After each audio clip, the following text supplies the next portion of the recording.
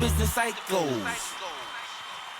So we talk a lot on this show about navigating and winning the game while holding on to your values and integrity. So when organizations project family into the cultural narrative, there's a range of reasons why.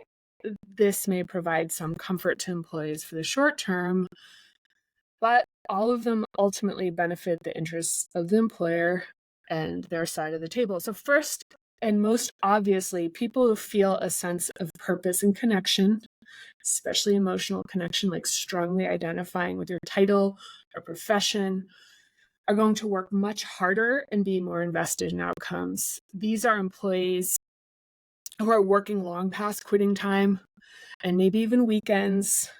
They are the ones answering a work email at the restaurant during a family dinner.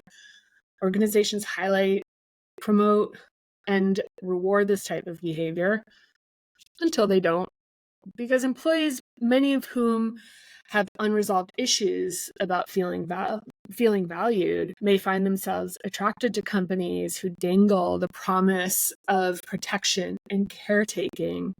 And in the work world, translated to job security, promotion, and compensation. So cultures which do this take full advantage of employees with their work ethic and personality type.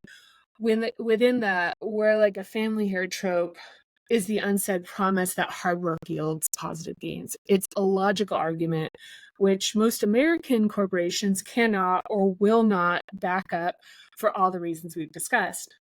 They're focused on one thing and one thing only, and that is making money.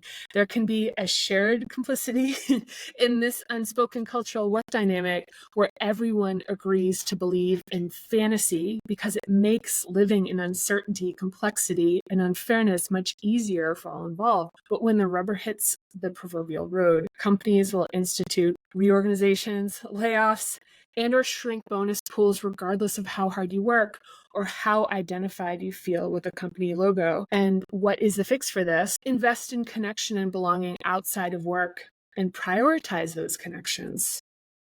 When it comes to loyalty, keep your options open.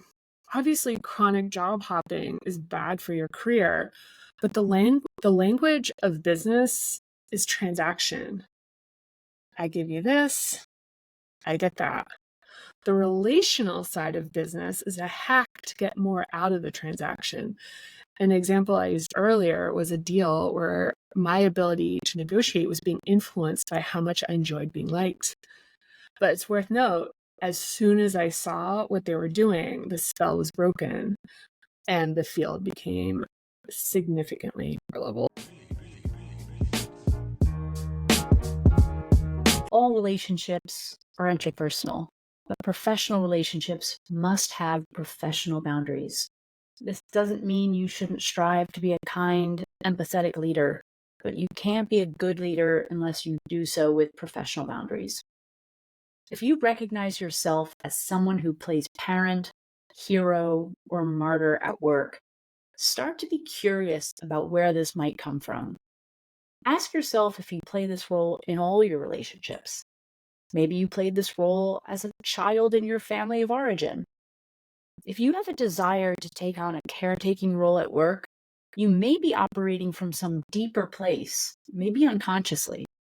For example, maybe you're focusing on being a strong hero figure to your employees because doing so gives you a greater sense of control over your own career. Acting like you are a powerful hero who can protect your employees may help fortify your own insecurities about being professionally secure. You may be acting like the hero you wish someone would be to you. We all have behaviors driven from our subconscious. It's a pretty standard human being thing. Personal growth, including therapy, recovery, and self-discovery, focuses on teaching us how to get to know ourselves better. Therapists, and also safe friends who have the emotional capacity, can be important teachers as we get to learn about who we are and make increasingly more conscious decisions to act in more deliberate ways. This is a great example of why personal development is so critical and complementary to our professional development. When we operate consciously in the here and now, based on reality, we are better positioned to use all our emotional and intellectual tools at our disposal. And this benefits our employees as well as ourselves.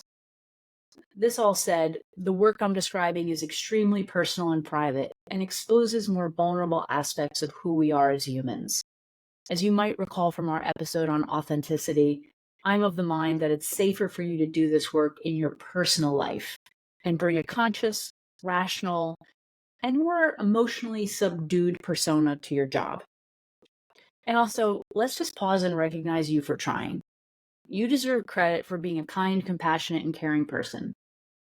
But also give yourself permission to let your investment in your job end with your job description. Projecting familial roles onto yourself and your coworkers at your at-will job may increase complexity in your work relationships and even introduce unnecessary risk. The business cycles. Yeah. The business cycles.